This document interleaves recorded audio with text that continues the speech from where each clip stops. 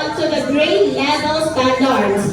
Can somebody read the grade level standard posted here? Good morning, everyone. So for grade level standard, the learners demonstrate basic and applied critical literacy in developing receptive and productive skills. Understand how literal and implied meanings are used in literary and informational texts. Compose narrative and expository texts with simple, compound, and some complex sentences. Use verbal and nonverbal cues for clarity of purpose and meaning, appropriate to age, gender, and culture, and use visual elements to derive meaning and evaluate the cultural appropriateness of visual texts. So this grade level standard, since grade 4 or key stage 2 focuses on language, it doesn't necessarily mean that we should focus on language alone. So the focus here is there's also the help or the support of text and literacy in order for the child to learn language relevant and meaningful. Okay, thank you so much, sir. From the grade level standard. So what do we expect our learners? What do we expect our grade 4 learners at the end of the grade level? So they will be able to demonstrate, please take note of the words basic and applied and critical literacy in developing receptive and productive skills. So as what Sir mentioned, although the main focus or the bigger domain that is being developed in grade 4 is language, still literacy and text plays an important role in developing the language domain of the learners. The three of them always works together in order to develop our learners who are the part of the curriculum. Let's fill in the blank. If you still remember, how well do you remember the grade level standards for grade 4? Let's see. The learners demonstrate basic and applied knowledge and critical. Very good. Literacy in developing. Okay. What's the answer?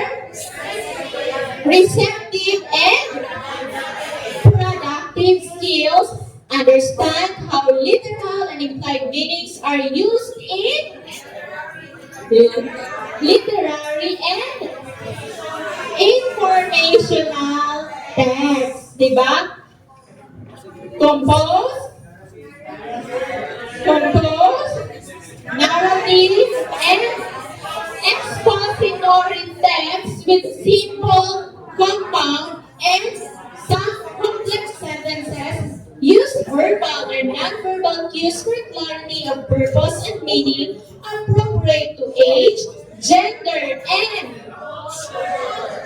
of course, the culture of the learners, and use visual elements to derive meaning and evaluate the cultural appropriateness of visual text. So these are our key terms to remember. Literacy, receptive and productive skills, literary and informational text, narrative and expository text, because our learners will be composing this, and of course, our activities should be appropriate to their age, gender, and culture. So this time, we are going to have our focus on the content and performance standards. So we are just done discussing the grade level standard for grade 4. So let us move deeper to the content and performance standards. So each group will be given cutouts, and you're going to match the cut out with the appropriate learning competency. Okay, so let's check your answers. Kindly look at the screen now and see if your answers are correct. So for the standards, we have understand literary text and the sample competency. Let's see. Identify various literary devices. Identify the scores markers for each text type. Is that found in understanding literary text? Okay, identify various literary devices. Correct. Identify the source markers. Incorrect. So who got the correct answer for understand literary text? Wow, congratulations everyone. Nakuha niyo. So how about for expand vocabulary knowledge and grammatical awareness for use words with denotative meanings accurately in written and spoken sentences? Correct. Develop an awareness about word choices contribute to overall communication. Incorrect. So, meaning, dapat meron kayo check yung dalawang learning competency, hindi isasama doon sa table. So, nakuha po natin. Okay, once again, congratulations, everyone. So this time, we will now be moving on, and our focus, we're just done discussing the performance, the grade level standards. We will now be focusing on the content and performance standards. So for the content standards in quarter 1, the learners demonstrate their expanding vocabulary knowledge and grammatical awareness comprehension of literary and informational text. So please take note, from the grade level standards to the content standards, still the comprehension of literary and informational text is still there.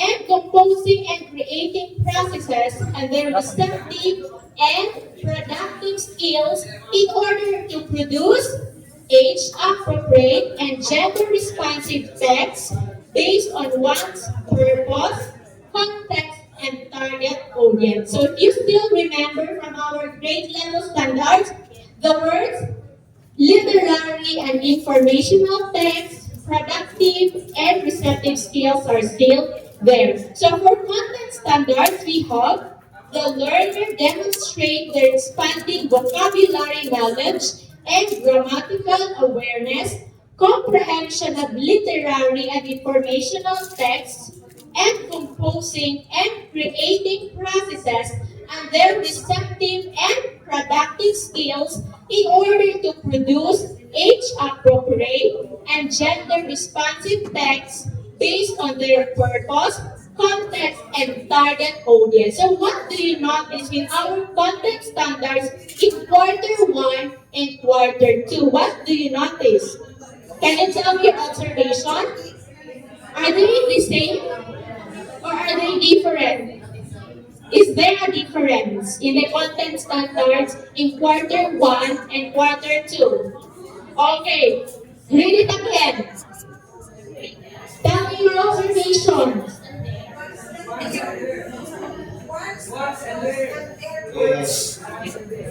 Yes, Sir Renante, Sir Pancho. The difference is on the words once in quarter 1 and the word there in quarter 2. What word, sir? Once, purpose, Okay, quarter once 2 is and there purpose. there. So ano lang ang difference na nakita natin? Ang group niya, Based on one's purpose and here, based on their purpose, context, and target audience. But the content is just the same. So why do you think in quarter 1, gumamit sila ng word na once, but in quarter 2, there? What do you use once and there? Meaning, in quarter 1, the focus is more on. And later, Yes, sir, Richard. in the first quarter, we are focusing for the learners. The learners. How about quarter 2? For quarter 2, we are focusing on the second party. Second party. Wow. How about the third party? Okay, so if you notice, the content standard still We would like the learners will be able to comprehend literary and informational text. But in quarter one, the focus is more on the learner. And when you go to quarter two, the family members or the person surrounding the learner is already involved. So let's try to see the performance standards. If there is also a difference. So for quarter one, the learners apply comprehension of literary and informational texts and produce narrative and expository text. So can you still remember the words narrative and expository text were presented in the grade level standards? Expository text focuses on enumeration, description based on their purpose, context, using what's the context of the learner, meal times and birthdays, and target audience using simple, compound, and complex sentences and age-appropriate and gender-sensitive language. So the theme, remember that each quarter in English, there is a theme or context to be used. So in quarter one, the context that will be used is meal times and birthdays. So later on, I will be showing you a sample activity or a sample learning guide. And the focus there is birthday. So for quarter one, all the short stories or poems, a context that will be used will be all about meal times and birthdays. And in quarter two, the focus will be christenings and weddings. So we have mentioned earlier that in the content standard, the focus is oneself, about the learner. So that is the reason why in quarter one, for the performance standard, the focus is meal times and birthdays. That means the context of the learner within their home. Remember, meal times happens only in the house of the learners. And who is with them? Their father, their mother, siblings, family members. So it is all relevant first-hand, sabi pa ni Sir May, second-hand, so first-hand experience of the learners. But when they go out of their house, they go out of their home, they go to their neighborhood, ano nang meron? They're already attending parties like christenings and weddings.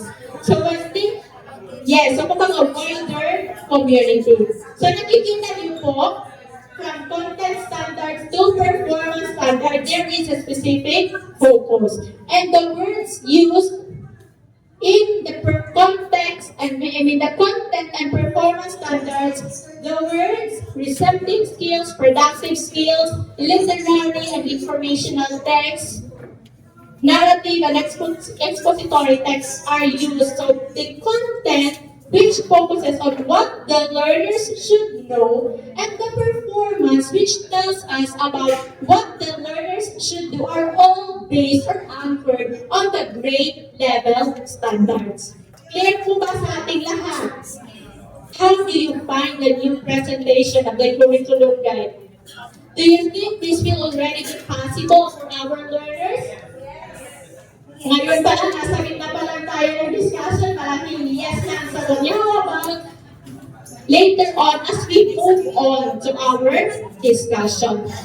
So, let's take a look or a walkthrough of the curriculum guide. So, earlier we have just discussed the grade level standards for grade 4, the content standards, and the performance standards. So, this time we will now be moving on or move deeper at closer interaction with the different learning competencies. So we have just done this activity. We are presented with set of cards. One set contains an interpretation of the content and performance standard from our curriculum. And the other has various competencies. So some of these competencies are directly aligned to the standards while the others are not. So remember you had the activity earlier, matching the standards with the learning competencies. So we should be able to identify if what learning competencies matches with the different standards or the standards set for grade 4. So match each standards with its correct corresponding competency, and congratulations everyone for doing that correctly. So this time, we will now be moving on to the unpacking of the learning competencies. So our next activity will be about how to unpack the learning competencies. So let's delve into the process of unpacking standards and learning competencies. So here's the first or the step-by-step guide on how we are going to unpack. But let's first establish or remember the following premises. First, unpacking of learning competencies should be standards-based and not content-based. So when we say standards-based, what should it be? It should be based on the standards for that specific grade level. So that is why earlier we had our activity on identifying the standards first before we will be able to identify the learning competencies. So when we go back to the field, when we have our echo, please don't forget to inform our grade 4 teachers that when they unpack the learning competencies, they should always start identifying first the standard for the grade level. Again, they should base their learning competencies, the objectives, the formulation of the objective based on the standards of the grade level. So the focus of unpacking is standards and learning competencies.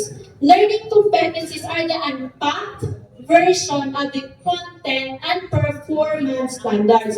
So if you remember kanina, we start with the grade level standards, then the content standards, performance standards, then the learning competencies. Because the learning competencies are the unpacked version of the content and performance standards. But the content and performance standards is the unpacked version of the grade level standards. So nakukuha niyo po yung hierarchy. So always, when we unpack, we start or we base it with the standards.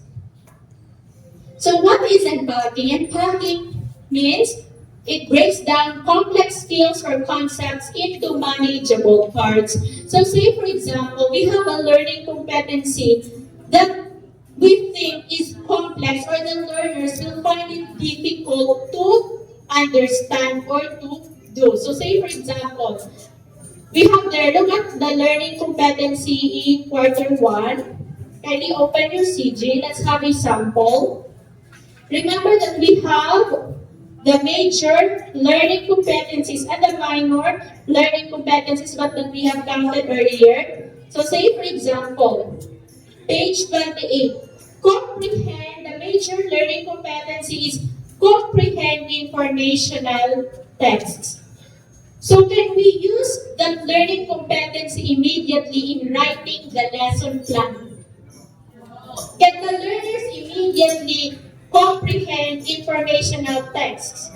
Yun agad, pagpasok natin sa school, or yun agad yung lesson natin. Can they do that? Immediately comprehend. So what? If they cannot comprehend immediately, what are we going to do? That is now the time that we are going to unpack. So how are we going to unpack? So we are going to identify the learning competencies that will help the learner achieve that specific learning competency. So the bigger, the major learning competency. So unpacking makes the curriculum standards and learning competencies more explicit and actionable through learning objectives. So meaning the learning competency becomes doable and easier for the learners to do and understand once we turn them into achievable and doable learning objectives. So what does it mean? From learning competencies, we make the learning objectives. And those learning objectives now will be the one that we are going to write in the lesson plan. So when do we unpack? When learning competencies have high cognitive demand, which may lead to students consistently struggling and not making expected progress in mastering a competency. So our evaluation, the result of our formative assessment during the lesson will tell us if there is a need for us to unpack the learning competencies. There might be, it could be one of the reasons why the learner cannot understand the lesson because the learning competency that we have given or we want the learner to achieve is difficult for his grade level, for his skills. So that is why we need to unpack and give him learning competencies, learning objectives that will lead to the achievement of that specific learning competency that we want to achieve. So let us look at the Bloom and Bloom's taxonomy versus the revised one of Anderson. So what can you notice? The words were changed, remember? So from knowledge, it became remembering, from comprehension, understanding, from application, applying, analysis to analyzing, synthesis to evaluation, and evaluation to creating. So from knowledge means, ano ito siya, what specific type of knowledge is a noun. So, ginawa natin siya verb. So, that means verb is already doable, actionable, di ba? So, that is one of the reasons why we need to unpack because the learners cannot really understand or cannot comprehend a lesson that is difficult for their level and a lesson that is not doable. So that is why we need to unpack so that our learning competencies will be doable for the learner. So how do we unpack? How do we unpack? First, what are we going to do? Identify the complexity of the learning competency. So when you look at the learning competency in the curriculum guide, think first, is it doable? Can the learners achieve this? And then, determine if the learning competency needs to be unpacked. So when you look at the learning competency, say for example, comprehend informational text, you think, is it doable or not? So if your answer is not doable, that means you need to unpack. That means a learning competency needs to be unpacked. So if it needs to be unpacked, what are you going to do next? Identify the prerequisite skills. So in order for the learner to be able to comprehend informational texts, what are you going to do next? So what are the prerequisite skills that you need to develop among the learners? So after that, if you already identified the prerequisite skills, break down the learning competency by creating SMART objectives. So that is now where the learning objectives come. Diyan nag-start yung ating learning objectives. Then, after that, specify the criteria for success in each sub-skill or component through specific learning objectives. Then, align the assessment with the unpacked competency. So, di ba, after the learning objectives, of course, your assessment should be aligned with the learning competency found in the CG. Remember that the learning competency that you want to achieve is comprehending informational text. The unpacked learning competencies are just the prerequisite skill. So your major purpose is to let the learners comprehend informational text. So your assessment activity should be able to answer the unpacked learning competency, which is comprehending informational text. Design instructional pedagogies that allow demonstration of mastery of sub-skills or components. So say for example, if the if the learning competency, the bigger learning competency or major learning competency is comprehending informational text, so one of the prerequisite skills will be, example, noting important details. So in your learning activities, in your instructional pedagogy design, one of the activities should develop the learner's competency in noting details. Then second prerequisite skill might be identifying text types. Of course, in order for the learner to comprehend informational text, the learner should know if it is an informational text or what's the other type of text? Informational and expository text. So, it's identifying expository text from an informational text should also be one of the prerequisite skills. So that means in one of your activities, the learner's skill in identifying an informational text should be addressed. So nakikita niyo po yung process ng unpacking. So we have a bigger or the main learning competencies. Then we identify the prerequisite learning competencies or sub-skills that needs to be addressed in order for the learner to achieve or to be able to do the major learning competencies. So how are we going to do or to achieve that one in the learning activities or the instructional design pedagogies that will be used? So it doesn't mean that in your lesson that isa lang talaga yung learning competencies, because different learning competencies may be addressed throughout the lesson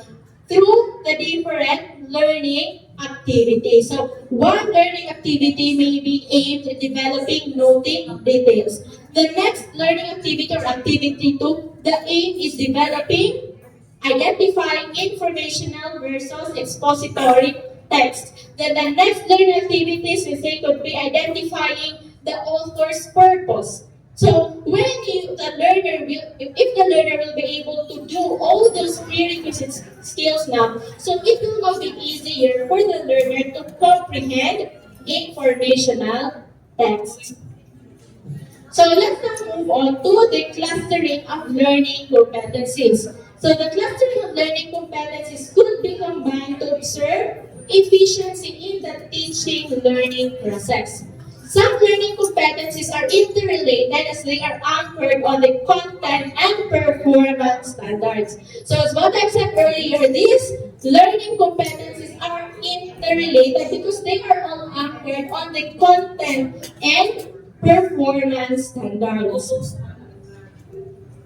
So clustering of competencies, we are combining at least two learning competencies that will allow the teachers to effectively design lessons without veering away from the standards prescribed by the curriculum. And this was answered earlier by our activity. One of our activities, identifying a learning competency with the standards. So learning competencies to be combined should show commonality and relatedness. So it is not just, I want this to be developed in my learners, I want this to be developed in the learners, even if they are not actually related. So the learning competencies to be clustered should be related and should have a commonality. So just like in the unpacking of learning competencies, combining two or more should aid in the achievement of the content and performance standards. So we have here a sample unpacking from the curriculum guide. Okay, so we have here our grade level standard for grade 4, the content standards and the performance standards, then the different learning competencies. So again, how many subdomains do we have in grade 4? How many subdomains we have? 3. Speaking and writing, the productive skills, the receptive skills, listening and reading, and viewing and representing. So, we should be able to identify the essential skills. So say for example, comprehend literary text. So the essential skills or the skills needed in order for the learner to comprehend literary text, one is identifying author's speaker point of view. Then if we are not able to identify the essential skill that we want the learner to develop, we will now come up with the learning competency. Then of course, these learning competencies can be refined into learning objectives. So that means, as I mentioned earlier, so we have the major learning competency, right? So this major or the essential learning competency or essential skill can be trimmed down into learning competencies. And these learning competencies can be further refined into achievable and doable learning objectives. So say for example here, we have the content standards for grade 4. The learner demonstrate their expanding vocabulary knowledge and grammatical awareness, comprehension of literary and informational text, and composing and creating processes and their receptive and productive skills in order to produce each appropriate and gender-responsive text based on one's purpose, context, and target audience. Then the performance standard and the learning competency. So the learning competency, so if you're going to look at the performance standard, the learner should be able to produce narrative and expository text. So our learning competency is use tone and mood appropriately for one's purpose, context, and target audience in an informal way. So what's the subdomain? Speaking and writing. So that means it is a productive skill in an informal way. So how are we going? Remember, take note of the word informal. So meaning the learner will be engaging in informal conversation in order for him or her to develop the use of tone and mood. So what will be our learning objective? What do you think? Anyone who can share or who would like to share a possible learning objective for this learning competency? The learning competency is to use tone and mood appropriately for one's purpose, context, and target audience in an informal way. Okay, so what would be our learning competency again is to use tone and mood appropriately for one's purpose, context, and target audience informal. So our learning objective, sample learning objective here will be, at the end of the lesson, the learners will be able to first identify an informal tone in spoken communication. So remember, so before the learner will be able to use tone and mood, of course, they should be able first to identify, right? So once they already know how to identify the tone and mood of the speaker in a certain conversation, he will now be able to determine words that depict informal tone as used in a given set of written expression, diba? So before the learner can use that tone and mood, he should first learn to identify if it is informal or formal. Then how will he be able to identify? He should be able to determine the words that shows or depict informal tone, diba? So he will say, when he hears that specific word, he will say, it's an informal conversation, right? Then after that, if he can already determine words, of course, he will be able to demonstrate the appropriate use of informal tone in casual conversations and written messages. So, alam na niya, he already knows how to identify and determine. So this time, he will now be able to demonstrate and use that informal kind of tone in a conversation. So your content standards is identifying, determining, and demonstrating the appropriate use of informal tone. And the performance standards could be letting them, engaging them in a conversation, or letting them write a sample conversation that uses informal tone. Is it clear? Is it clear po ba? Are you still with me? Are you still with me? Aba, syempre. Yes, ma'am, would you like to share your idea? I would like to make a question and a clarification if I am thinking it right. Okay. Okay, so this is the unpacked. This Yes. are the unpacked. So you have taken all those prerequisite skills. Okay. You have taken all these prerequisite skills from the taxonomy you have presented before. Okay, yes. Yet the pyramid The pyramid, yes. using the Anderson and yes, we are not using the groups and crowdsourcing. These are because when you say that the word used is already in the what level? Are you It is already in the application side. Now, since we are discussing on the unpacking, diba? We have to start from the basic, the prerequisite skills in order to reach this. This is the objective, actually. This is the target skill, no? We have to go down. So when we start, we have to start from the basic, from the remembering. That's why you got this word identify. Moving on to the next letter, you have the determine and demonstrate. Going on. In order for us to target the skill, my question is, I have a question. When the teacher writes the lesson plan, one shot up, or is this good for 1 week? This one. This That's is my my question. question. Okay. So I'm not a grade 4 teacher. I am a grade 3 teacher. I am just So Ma'am Grace would like to speak here.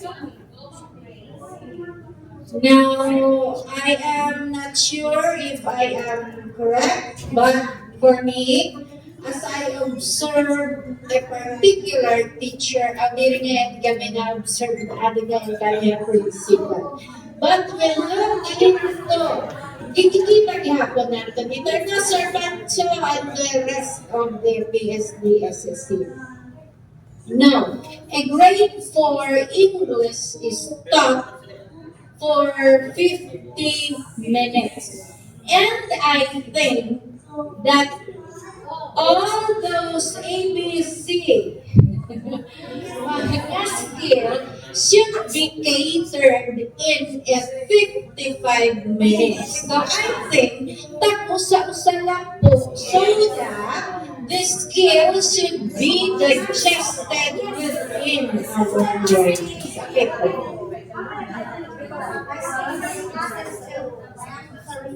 I'm a master teacher too. That's why I need to be clarified on this. Because maybe, yes ma'am, one understand, but looking at the skills for a particular quarter, yes, we have clustering of skills, di ba? Kasi ato mga learners, they are very much different from the previous generation group. Okay, so as far as I am doing, I am practicing. I just want to, if you are going to agree or you have better idea that what I am practicing, these can be done actually in a setting, one lesson setting. What I am doing is that I provided this is the broad you write this one and that one. But I am using this one as my activity. So that I can in a one lesson. Kasi when you do like the first activity would be identifying an informal tone in a spoken communication.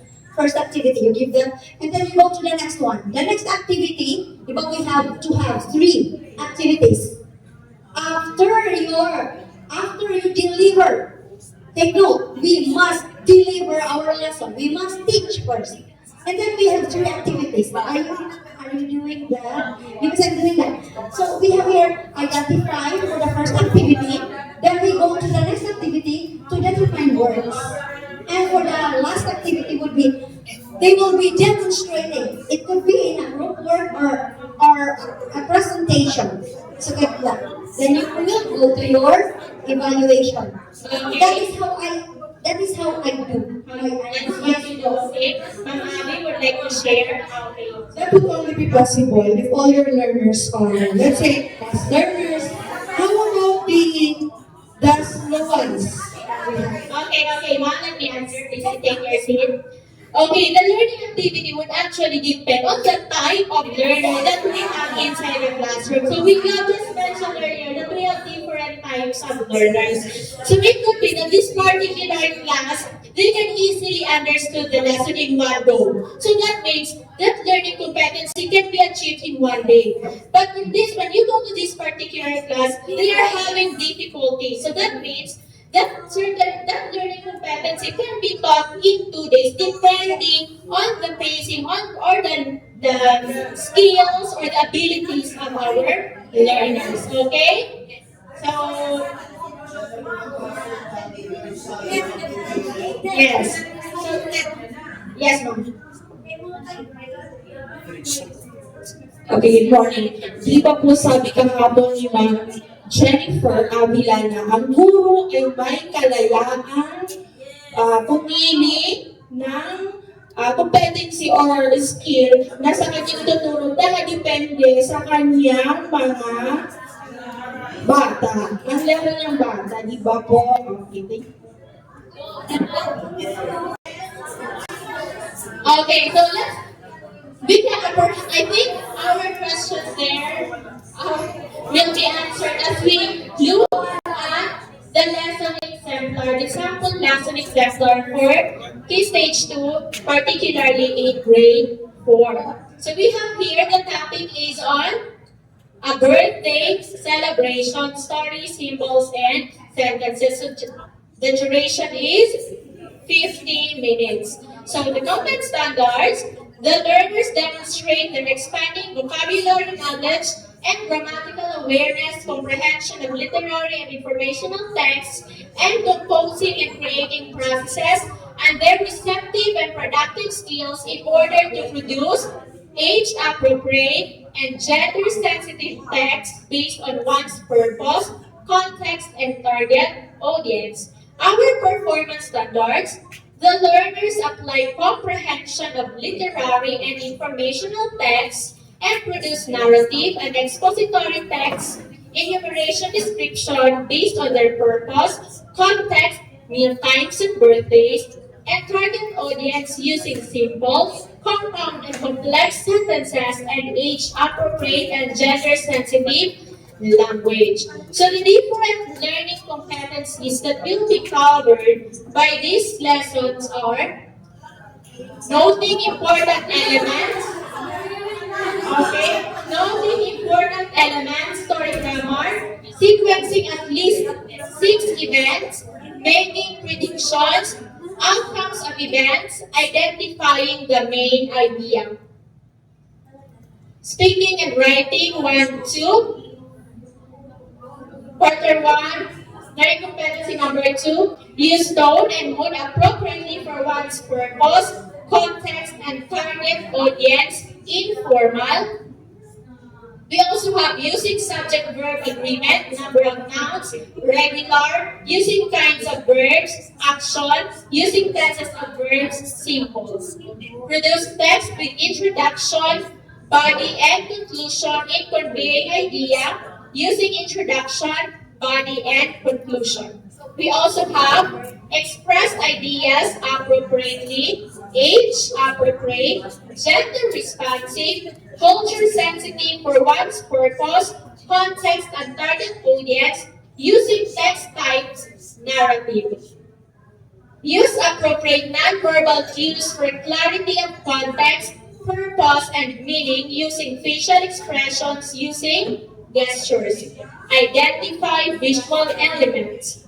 Derive meaning based on the visual elements, interpreting lines, shapes, and colors used to convey meaning, interpreting images or ideas that are explicitly used to influence viewers' symbolism, identifying the purpose of the visual text, identify real or make-believe, fact or non-fact images, and identify multimedia elements, text such as headlines, subtitles, and slogans. So these are the different learning competencies that were clustered. So, di ba, cluster learning competencies. But we have to take note that when we cluster learning competencies, they should be at the same quarter. So you can cluster learning competencies from quarter one.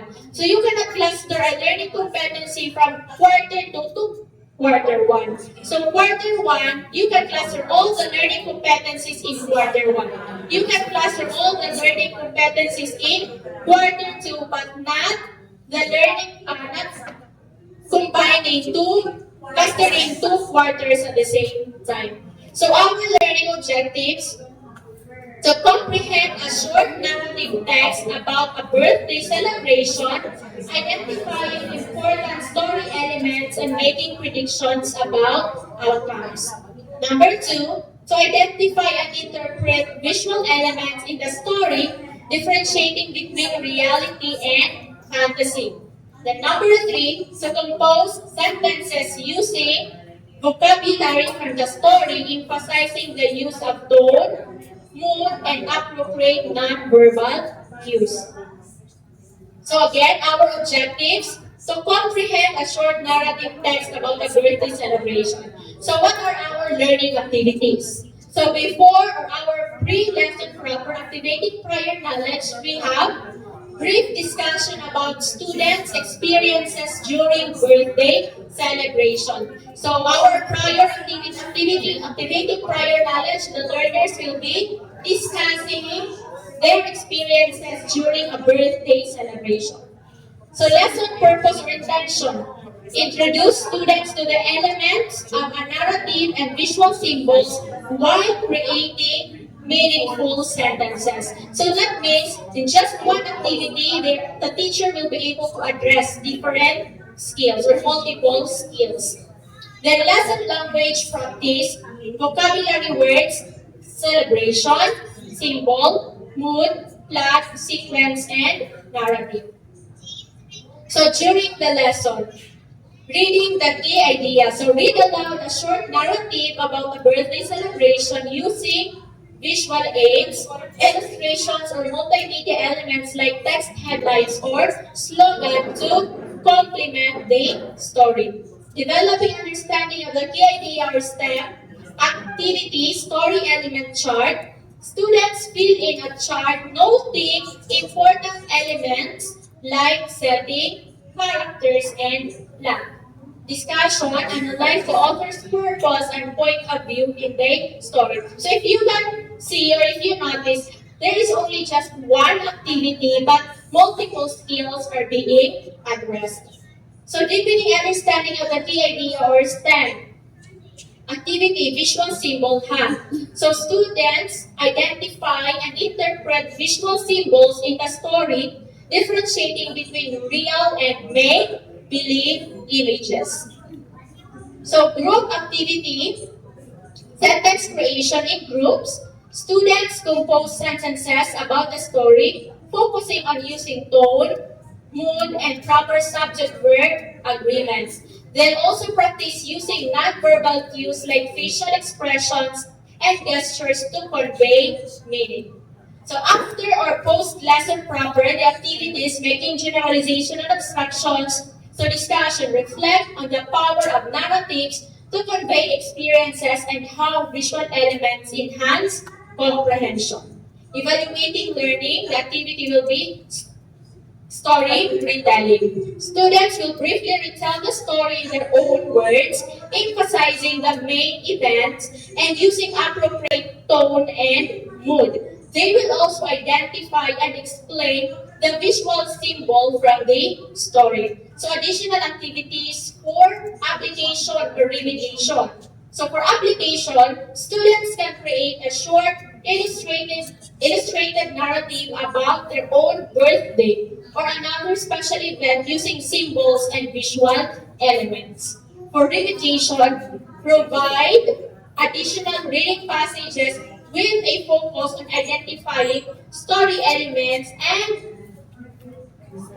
interpreting visual symbols.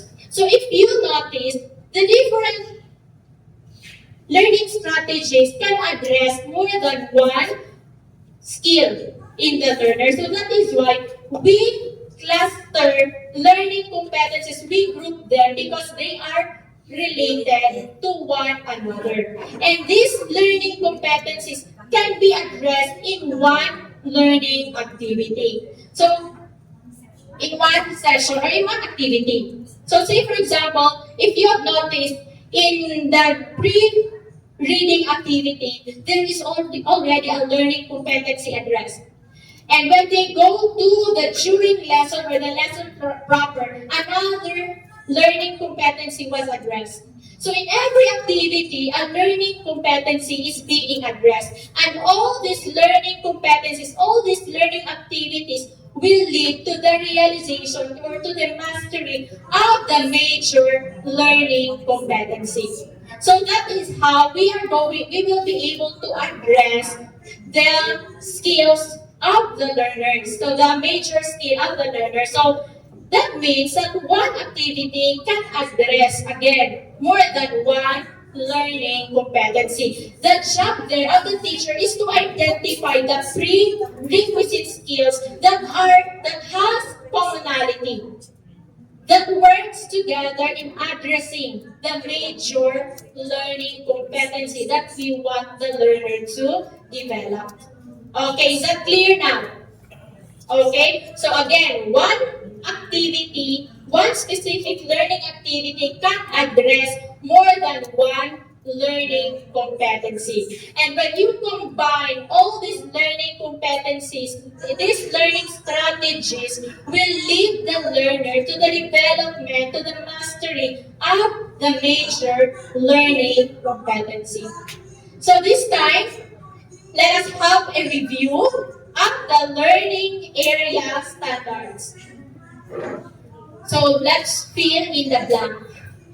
Can you still remember the learning area standard after our discussion on the unpacking and clustering of learning competencies? Okay. So let's fill in the blank. Learner demonstrate blank is, what's the answer? Learner demonstrate proficiency in English in multiple modes to communicate effectively in a wide range of situations with diverse audiences and in various contexts. They use their language skills to facilitate and enhance learning across different content areas. They critically analyze, appreciate, and respond to a wide array of literary and informational texts, utilizing these resources to broaden their understanding, perspectives, and creativity. So learners also actively engage in activities and discussions that encourage a deep appreciation and understanding of their cultural heritage, instilling a sense of pride and identity that fosters cultural literacy and promotes mutual respect and understanding in diverse social and educational environment. So if we are going to look back or to look at the curriculum guide, we first have the learning area standards. And that learning area standard, of course, is for English. Then from the learning area standard, we have our key stage standards. Then from the key stage standard, we have the grade level standards. And after the grade level standard, what comes next? The content and performance standards. So from the content and performance standards, we have the essential skills. Then from the essential skills, we have the learning competencies. Okay, so remember, these essential skills are the major learning competencies found in the curriculum guide. Is that clear? So earlier we have identified these essential skills. How many? For speaking and writing, for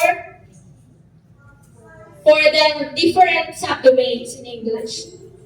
Okay, so this time, using worksheet 3, identify the learning competencies fit for clustering and unpacking. So after learning the different steps that you are going to do in unpacking and clustering learning competencies in the first and second quarter, you will now be doing it yourself. Let's see if we will be able to unpack and cluster learning competencies. So please look at worksheet number 3. It looks like this. Unpacking of learning competencies. So the instruction, identify the learning competencies fit for clustering and unpacking. So for clustering, you list down the possible topics. Then for unpacking, list down the possible topics and the unpacked competency. Then instruction, specify the sub-skills or components through specific learning objectives. So possible topics for clustering, cover clustered competencies and the learning objectives. So that means you will be looking at the curriculum guide, then identify the essential skills that will be unpacked and clustered. So for group 4, their clustered competencies are noting important elements. Who of the other groups use noting important elements? So group 1 is noting important elements. Group 5 also has. Some of the other groups. So they clustered identifying types of plot, sequential. Who is there other groups who use this learning competency? Okay, group 1 has the same. Applying the important story elements to one's schema. Did you use the same? Summarizing the story events and identifying the purpose of the visual text. So their learning objectives are identify the elements of the story. Then after identifying, they will be sequencing the elements of the story and they will act out the favorite part of the story, then create at least 3 sentences summarizing the story, and 5th, give the moral of the story read. So that means, what did you notice? So meaning they have identified or clustered learning competencies that are common and that is common and related to each other. And the learning objectives were arranged from simple to complex. So when you go back to your respective district, so when you have your echo, this is also what you are going to let the teachers do. Because we will be teaching them how to unpack and cluster learning competencies. Just don't forget to tell them, to inform them, to instill in them that they need to learn to identify the common and related learning competencies. That's group 7. So they have here they have unpacked learning competencies, identify the elements of the story. Or do we have other groups that use these learning competencies? Identify the elements of the story, identify the text types, note important details from the story, identify the main idea and supporting details, Draw conclusions based on the text read and make a summary of the story read. So the learning competencies and path were related to each other. So they were able to come up with the learning objective, identify the characters of the story. So this will be your learning objective. So perhaps we can still add more learning objectives. Remember, our learning objectives should also have affective domain, cognitive domain. Okay? So we can still improve this one so that when you go back to the field, at least the teachers will know that the learning objectives should have the three domains of learning. So that will be seen in your learning objectives. So thank you so much, Group 7, well done. From Group 5. So their learning competencies that were clustered are, their topic will be family dinner. Their learning competencies are noting important elements, identifying the author's purpose, using kinds of verbs, action, and use subject-verb agreement, interpreting images, ideas that are explicitly used to influence viewers or symbolism. So we can see from their clustered learning competencies that again, they are related from each other. So just like when you note important details, when you note important details and you identify the author's purpose, you should also be able to use subject-verb agreement. So according to their clustered competencies. So let's look at their learning objectives. To comprehend a short story about a family having dinner, noting important elements, then to identify and interpret images that are explicitly needed to target influence viewers, audience, and subject-verb agreement in a sentence. So their topic, I think they are thinking that while they are having a family dinner, in their conversation, they should be able to use correct subject-verb agreement. So they clustered subject-verb agreement with noting important subject-verb agreement in interpreting ideas that are explicitly used to influence viewers. So perhaps they're thinking about the conversation that is going on, where the person's conversing should be able to use correct subject-verb agreement. Okay, so that's all. Thank you so much to Group 5. Looking at your outputs or reading your outputs, I can now say that you are all ready to go back to your respective districts and teach your co-teachers on how to unpack and cluster learning competencies. So with that, we will be drafting our own learning objectives.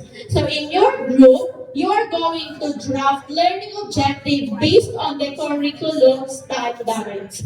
Use the worksheet for first, you are going to identify the grade level standards, the content standards, the performance standards, of course, the learning competencies that you have unpacked or clustered, then the learning objectives for the unpacked or clustered learning competencies. So you're going to write your answer in the provided worksheet number 4.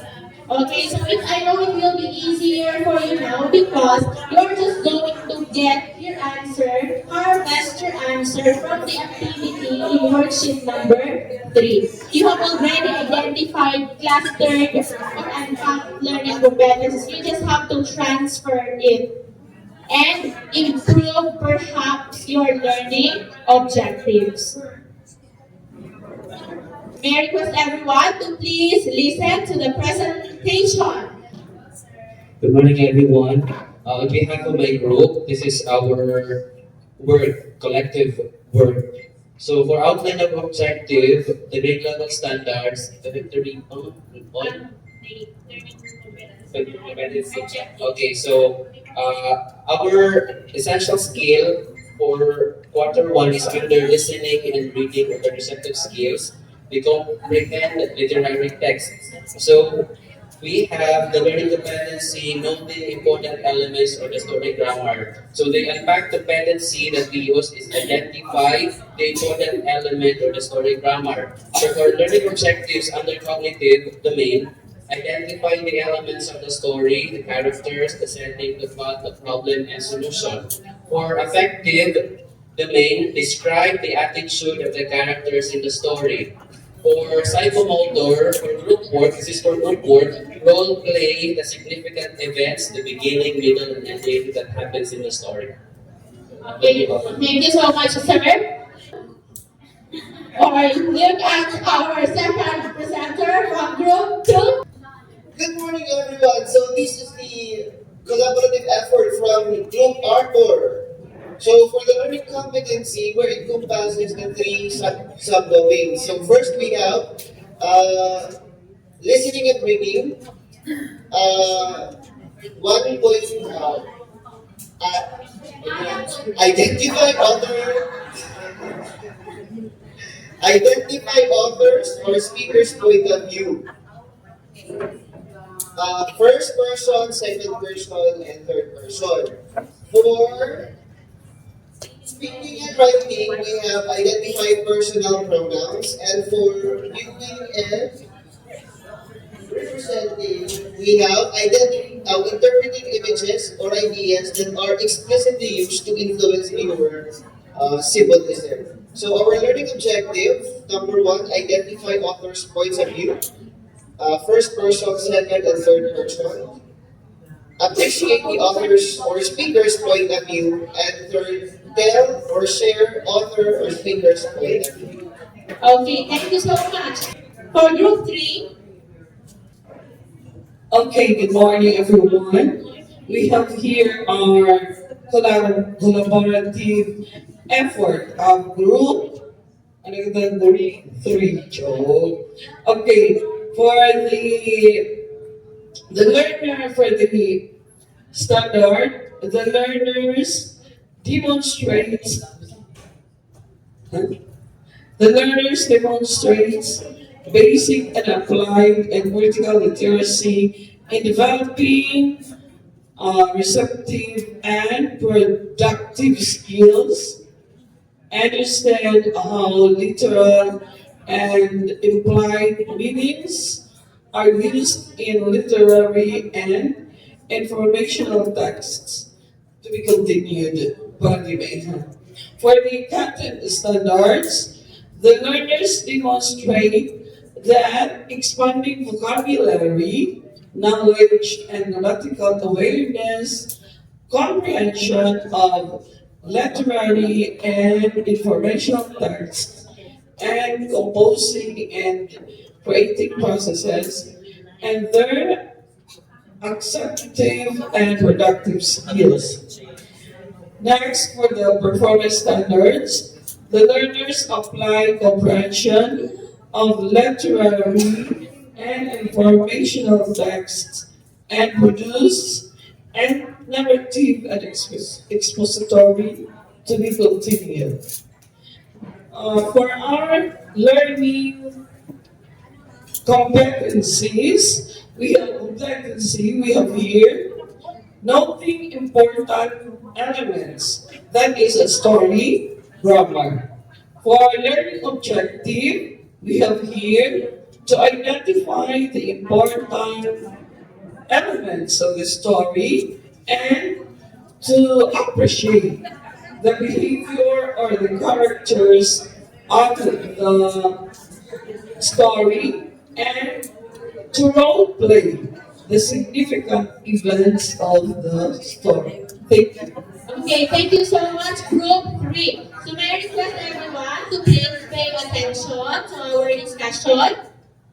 So for group 1, they actually have group 1 and group 2 have the same learning competencies and learning objectives, almost the same. Their learning competency is noting important elements in the story and comprehending literary texts. Then their learning objective is to identify the elements of the story, describe, and for group 3, they said appreciate the attitude of the characters in the story. Then second motor, role play of the significant events that happen in the story. So nakikita niyo na po yung connection from the learning competencies to the learning objectives. So the learning competencies are the major learning competencies and the learning objectives are the specific, the prerequisite skills that leads to the development and mastery of the major or the essential skills. So thank you so much to our group presenters. So we are now moving on to the last part of our session. So do you still have any questions or clarifications regarding the unpacking and clustering of learning competencies? Just don't forget again that when we unpack and we cluster learning competencies, they should be related to each other and there should be a commonality. So this time, we will now be writing our short reflection using the guide questions in worksheet 5. So our guide questions are as follows. After this session, I learned that also I gained knowledge about, did you learn something? So I feel blank about the topic in the session because. And one thing that I will do after this is, what are you going to do after this session? Then finally, I am looking forward to share her reflection for this session, Ma'am Grace Morbibe. This is mixed emotions when it comes to my reflection. After this session, I learned that unpacking and clustering of learning competencies are necessary for the teachers to be loaded when it comes to developing the skills and construction of instructional materials for such related learning competencies. Also, I gained knowledge about Also, I gained knowledge about unpacking and clustering of learning competencies according to the similarities and commonalities. I feel confused in unpacking and clustering, considering all those learning competencies. One thing that I will do after this is internalize and be positive to all the challenges by making or putting this learning into action. Finally, I am looking forward to apply all the knowledge I gained from this session, specifically to the unpacking, clustering, and writing specific objective. And I thank you. Wow, thank you so much, Ma'am Grace. So very inspiring. So I hope everyone is just as excited as Ma'am Grace in sharing to everyone in the district the knowledge gained about unpacking and clustering of learning competencies. Finally, I am looking forward to the re-echo or the district training of teachers for the Matatag curriculum in our respective districts. So, as we move on to the near end of our session, let me share to you this quotation from Epictetus. It is impossible for a man to learn what he thinks he already knows. It is always difficult to start, but once we start doing it, it will already be easy for us, and eventually in the process, we will start embracing and loving what we are doing. So, this has been your learning facilitator, Honey Alvin G. Lucurada, saying maraming salamat.